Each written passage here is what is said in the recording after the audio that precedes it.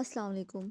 आज हम इस टॉपिक पर बात करेंगे कि ऐसे कौन से कंट्रीज़ हैं इंटरनेशनल और स्पेशली जो यूरोपियन कंट्रीज़ हैं, ऐसे कौन से यूरोप के कंट्रीज़ हैं जहाँ पर पाकिस्तानी स्टूडेंट्स जाके फ्री ऑफ कॉस्ट एजुकेशन हासिल कर सकते हैं। अब कुछ ऐसे कंट्रीज़ जो हैं यूरोप के सामने आए हैं, जिनमें या तो बिल्कुल ही फ्री ऑफ कॉस्ट है ट्यूशन, जो ट्यूशन फ़ीस होती है यूनिवर्सिटी की वो बिल्कुल फ्री है, स्टूडेंट को पे नहीं करनी पड़ती। और अदरवाइज़ जो सेमेस्टर के चार्जेस होते हैं, कुछ मैनेजमेंट के चार्जेस होते हैं या कुछ एडमिनिस्ट्रेशन के चार्जेस होते हैं, वो बहुत ही मिनिमल से होते हैं। लाइक उतने ही होते हैं जहाँ पे ऐसा ही है जैसा आप किसी दूसरे सिटी में एडमिशन लेते हैं, जैसे कि कोई लाहौर या इस्लामाबाद में आपने एडमिशन ले लिया है, तो वहाँ पे रहने की जो कॉस्ट होती है या जो आपके हॉस्टल की जो फ़ीस होती है या लिविंग कॉस्ट जो भी होती है, 80,000 या ज़्यादा से ज़्यादा 30,000 इतनी तक जो फ़ीस होती है ना, वो मिनिमल से चार्जेस आपको एडमिनिस्ट्रेशन के देने होते हैं। वो भी आपका जो यूरोपियन कंट्रीज़ हैं, वो आपका एक स्टूडेंट कार्ड बनाती हैं, जो कि आपने रीन्यू करवाना होता है हर सेमेस्टर में। और उस स्टूडेंट कार्ड्स के जो होते हैं ना, वो अलग से बेनिफिट्स होते हैं, यानी कि उस स्टूडेंट कार्ड के ऊपर आप ट्रांसपोर्ट जो है वो ट्रैवल कर सकते हैं, आपको ग्रोसरीज़ के ऊपर डिस्काउंट होता है। इस तरह की चीज़ें आपको करनी होती हैं स्टूडेंट कार्ड रीन्यू करने के लिए। और लिविंग की ना थोड़ी-सी कॉस्ट आपको पे करनी पड़ती है, बाकी जो है वो यूनिवर्सिटी प्रोवाइड कर देती है स्टूडेंट को। तो आज देखते हैं ऐसी कौन-सी यूनिवर्सिटीज़ हैं जो कि यूरोप की जो यूनिवर्सिटीज़ हैं, जो इंटरनेशनल स्टूडेंट्स के लिए फ्री ऑफ कॉस्ट जो है वो स्टडी प्रोवाइड करती है। तो सबसे पहले नंबर पे है ऑस्ट्रिया। ऑस्ट्रिया जो है, यहाँ पे बिल्कुल कोई पीएचडी की फ़ीस नहीं है। ये जो सारे प्रोग्राम्स आज हम डिस्कस कर रहे हैं ना, ये सारे पोस्ट ग्रेजुएट प्रोग्राम्स हैं, यानी कि जो आप मास्टर्स के बाद या बीएस ऑनर्स के बाद जिन कोर्सेज़ में अप्लाई कर सकते हैं, ये वो वाले कोर्सेज़ हैं। तो ये ऑस्ट्रिया सबसे पहले नंबर पे है, इसमें पीएचडी की जो है वो कोई फ़ीस नहीं है। और अगर कोई है भी इंटरनेशनल स्टूडेंट्स के लिए, जैसे कि इन्होंने लिखा हुआ है कि ईयू और ईईए स्टूडेंट्स के लिए तो बिल्कुल फ्री है, यानी कि वो ऐसे स्टूडेंट्स हैं जो कि वहाँ पे बगैर वीज़ा के भी जा सकते हैं। तो लेकिन बाकी जो इंटरनेशनल स्टूडेंट्स हैं, इनको एक्स्ट्रा सेमेस्टर कॉस्ट $363.36 ये जो यूरोज़ हैं ये पे करने पड़ते हैं। और इंटरनेशनल स्टूडेंट्स को थोड़ा-सा ज़्यादा पे करना पड़ता है, जैसे कि 726.72 पर सेमेस्टर। ये भी उनका स्टूडेंट कार्ड के लिए पे करना पड़ता है। जैसे मैंने आपको बताया कि स्टूडेंट कार्ड जैसे जर्मनी में होता है कि ट्यूशन फ़ीस बिल्कुल नहीं होती, लेकिन एक स्टूडेंट कार्ड स्टूडेंट को प्रोवाइड किया जाता है। उस बेस के ऊपर वो उस स्टूडेंट कार्ड की बेस के ऊपर ट्रेन अवेल कर सकते हैं। ट्रेन में कहीं पे भी सिटी के अंदर भी और स्टेट्स के अंदर भी वो ट्रैवल कर सकते हैं बिल्कुल फ्री ऑफ कॉस्ट। और फिर ग्रोसरीज़ पे जाते हैं, जो सामान उन्हें ख़रीदना होता है उसके ऊपर भी इनको डिस्काउंट मिलता है। जो अकोमोडेशन अवेल कर रहे होते हैं उसके ऊपर भी इनको डिस्काउंट जो है ना वो ईज़िली मिल जाता है। तो ये स्टूडेंट कार्ड का पर्पस होता है, ये एडमिनिस्ट्रेशन की फ़ीस होती है थोड़ी-सी जो उनको देनी होती है। उसके पास बाद जो है यहाँ पर ये लिंक दिया हुआ है, आप अगर लिखेंगे ना पीएचडी अपॉर्चुनिटीज़ और फ्री पीएचडीज़ इन 2023, तो ये आपके पास लिंक खुल जाएगा, ये वाला पेज खुल जाएगा। यहाँ पर जाकर आपको सारी यूनिवर्सिटीज़ की लिस्ट मिल जाएगी।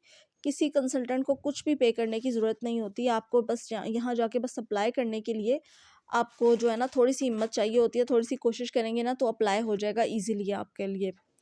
तो ऑस्ट्रेलियन पीएचडी अपॉर्चुनिटीज़ यहाँ पे लिंक दिया हुआ है, यहाँ पे जाके आप देख सकते हैं कि कौन-कौन सी कंट्रीज़ के अंदर जो है एडमिशन्स जो हैं वो ओपन हैं।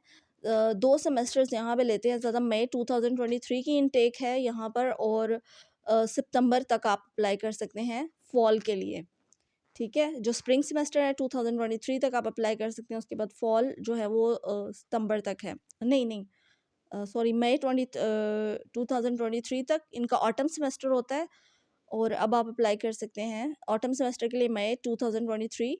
एंड जो नेक्स्ट है मतलब फॉल के लिए सितंबर 2023 तक अप्लाई कर सकते हैं।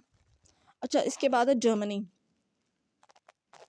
जर्मनी जो है ना वो बहुत फेमस है, लाइक सबको पता है कि यहाँ पे कोई भी जो है ना ट्यूशन फ़ीस नहीं होती जर्मनी की यूनिवर्सिटीज़ में, और कंसल्टेंट्स भी ज़्यादातर जो है ना वो जर्मनी को डील नहीं करते, क्योंकि यहाँ पे स्टूडेंट्स की फ़ीस होती ही नहीं है। ज़्यादातर यूके और अमेरिका और कनाडा और इस तरह की कंट्रीज़ में तो पता है आपको, कंसल्टेंट्स बीच में से रख लेते हैं, कुछ कमीशन वगैरह निकाल लेते हैं स्टूडेंट्स की फ़ीस में से।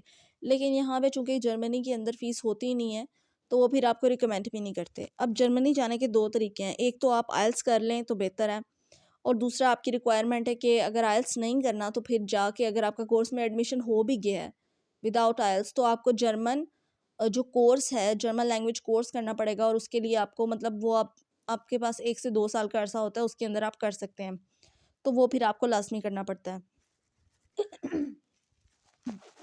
और इसके अलावा आपको जर्मनी के अंदर जो है, इसका प्रोसीजर ये है कि जर्मन यूनिवर्सिटीज़ की एक साइट है जहाँ पर आप अप्लाई करते हैं, 7,000 उसकी फ़ीस है। और इतनी ही होती है, मतलब 100 यूरोस होगी तो मतलब 7,000 टू 8,000 जो है ना, लास्ट पिछले ईयर की जो है ना फ़ीस थी। तो एक दफ़ा आप अप्लाई करते हैं एक यूनिवर्सिटी में, मेन यूनिवर्सिटी में, जिस भी सिटी में आप अप्लाई करना चाहते हैं।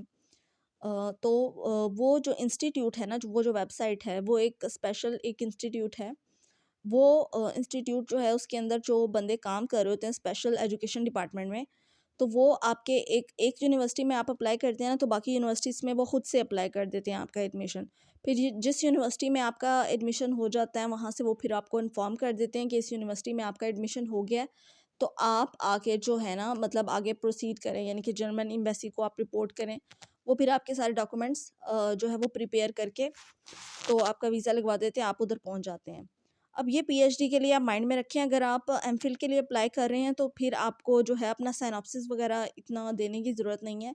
लेकिन पीएचडी के लिए आपको लाज़मी है कि आपने रिसर्च प्रपोज़ल और अपना रिसर्च टॉपिक प्रिपेयर करना है, एंड देन आपने जो है वहाँ पे हंट करना होता है अपना सुपरवाइज़र, ठीक है? अगर तो सुपरवाइज़र को आपका सिनॉप्सिस पसंद आता है, आपका रिसर्च टॉपिक पसंद आता है, और वो देखता है कि आपकी फ़ील्ड जो है वो रिलेटेड टू ये स्पेशलाइज़ेशन है, तो वो ओके कर देता है कि ठीक है, मैं आपको सुपरवाइज़ कर दूँगा।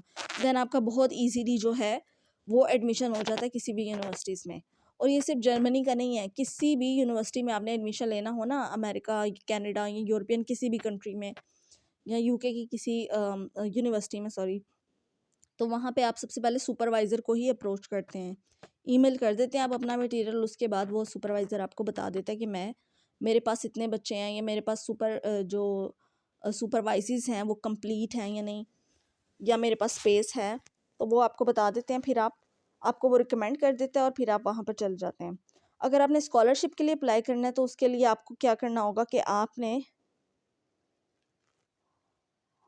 हाँ जी, स्कॉलरशिप के लिए आपने जो है सबसे पहले रिकमेंडेशन लेटर्स ले लेने हैं 2। 19 स्केल के ऑफिसर का रिकमेंडेशन लेटर चाहिए होता है। प्रेफरेबली आप अपने डिपार्टमेंट से ही बनवा लें, लाइक एक अपने टीचर से बनवा लें 19 स्केल के जो टीचर है, परमानेंट टीचर है, और एक अपने एचओडी से बनवा लें जो 20 स्केल का है, तो वो मतलब अच्छा हो जाएगा। उसके बाद आप साथ अपना साइनॉप्सिस अटैच करके जो है वो भेज दें, तो आपका जो है वो ईजिली आपको स्कॉलरशिप मिल जाएगी। फिर आपका फुली फंडेड होगा, चाहे जर्मनी हो, अमेरिका हो, या कोई भी कंट्री हो। तो इस तरह से ये प्रोसीजर बहुत आसान है। यहाँ पे आप जाके देख सकते हैं पीएचडी इन जर्मनी, यहाँ पे सारी गाइडलाइंस मौजूद है, और जर्मन पीएचडी अपॉर्चुनिटीज़ में ये लिस्ट ऑफ अपॉर्चुनिटीज़ हैं, जो कि आप देख सकते हैं कि कौन कौन सी यूनिवर्सिटीज़ के अंदर पीएचडी अपॉर्चुनिटीज़ मौजूद हैं। अच्छा, इसके बाद चेक रिपब्लिक है, इसका भी यही प्रोसीजर है। डेनमार्क है, देन फिनलैंड है। अब फिनलैंड जो है ना, वो बहुत ही पॉपुलर है। 2014 से एजुकेशन के मामले में ये बहुत ज़्यादा पॉपुलर है। वो इसलिए कि सबसे पहले उनने ये 2014 में अनाउंस किया था कि फिनलैंड जो है वो दुनिया का बेहतरीन एजुकेशन सिस्टम है। तो सबसे पहले जो यूनिक बात हमें फ़िनलैंड के एजुकेशन सिस्टम के बारे में हमें पता चली थी, वो ये थी कि फ़िनलैंड के अंदर जो हाई स्कूल तक, जब तक बंदा जो है वो इंटरमीडिएट नहीं कर लेता, तब तक उसके एग्ज़ाम्स नहीं होते। देन यूनिवर्सिटी लेवल के ऊपर कुछ होता होगा, उनका जो एग्ज़ाम्स हैं इंटरनेशनल लेवल का क्राइटेरिया वो मीट करना होता है। तो फ़िनलैंड के अंदर जो है वो एग्ज़ाम्स नहीं करवाते बच्चों से। तो ये एक यूनिक जो है वो चीज़ है।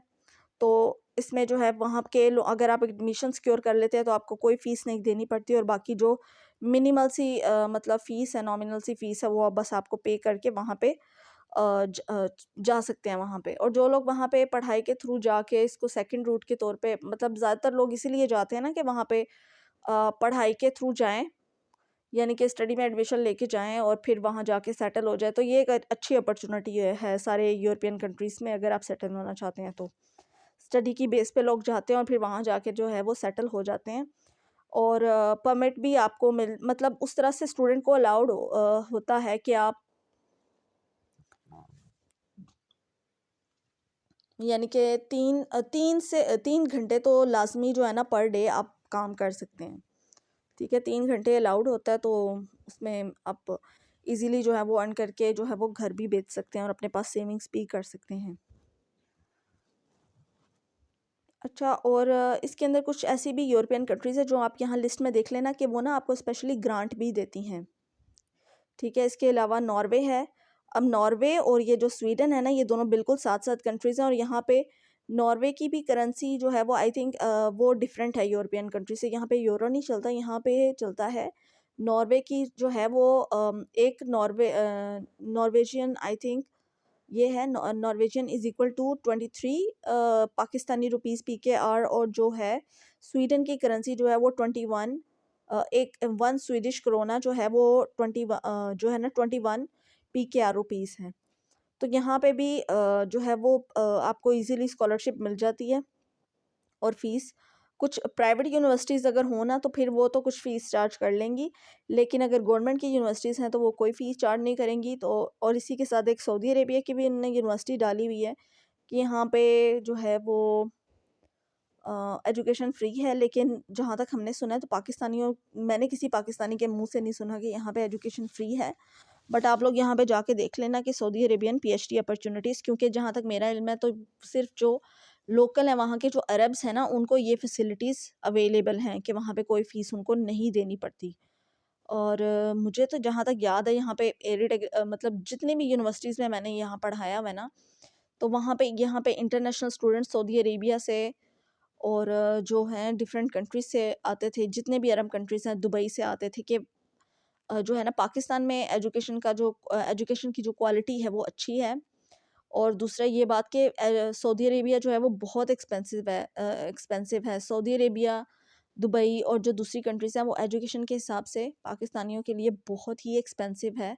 तो इसलिए वो अपनी होम कंट्री से ही प्रेफ़र करते हैं जो है ना वो बीएस की डिग्री करना। तो मुझे सऊदी अरेबिया का आइडिया नहीं है। आई डोंट नो कि ये इन्होंने यूरोपियन कंट्रीज़ में क्यों डाला हुआ है Saudi Arabia, I don't know. लेकिन आप लोग ये सर्च कर लेना। उसके बाद स्वीडन है, उसके नीचे ऑनरेबल मेंशन्स है, कुछ गाइडलाइंस हैं, ये बाकी उन्होंने दिए हुए हैं। अच्छा, नीचे है एक स्टडी इन ब्राज़ील, ये भी फ्री है। पब्लिक यूनिवर्सिटीज़ जो हैं गवर्नमेंट की यूनिवर्सिटीज़ फ्री हैं for international students.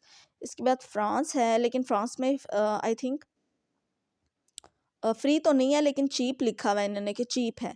380 euros per year, हाँ 85,000 बनता है 380 यूरोज़। अगर हम नहीं 85,000 नहीं बनता, हाँ देख लेना। 250 यूरो जो है ना वो आज की करेंसी रेट है पीकेआर का, तो उससे आप मल्टीप्लाई कर लेना 380 से। उसके बाद हंगेरियन यूनिवर्सिटीज़ का आपको पता है कि जो है ना बहुत ही लिमिटेड स्टेट्स जो हैं वो फंडेड करती हैं पीएचडी प्लेसेस को। तो यहाँ आपको पाकिस्तानी स्टूडेंट्स की इस दफ़ा 400 जो है ना वो स्कॉलरशिप्स आई हैं, क्योंकि सैलाब की वजह से पहले हमेशा जो है वो 150 स्कॉलरशिप्स आती हैं हंगरी की। इस साल जो है 2022 में भी और 2023 में भी हंगेरियन जो गवर्नमेंट है उसने अनाउंस किया था कि हम जो है ना मतलब अनाउंस करेंगे 400 स्कॉलरशिप्स, 400 स्टूडेंट्स हम लेकर जाएंगे। तो यहाँ पे आप अप्लाई कर देना, आपको फुली फंडेड जो है ना वो मिल जाएगी। इसराइल का आपको पता है हम नहीं जा सकते। नीदरलैंड्स में भी फ्री है पीएचडी, यहाँ पे भी अप्लाई करना। न्यूजीलैंड में भी फ्री है। ठीक है, ये सारी बस लिस्ट थी जो आपसे डिस्कस करनी थी। और बस आपको बस कॉन्फिडेंस चाहिए होता है, थोड़ा-सा आपको प्रोसीजर पता होना चाहिए। अब तो फेसबुक भी अगर आप स्क्रॉल कर रहे हो वहाँ पे भी बहुत ज़्यादा एड्स आ रहे होते हैं कि मतलब डायरेक्ट जो है वो आप अप्लाई कर सकते हैं।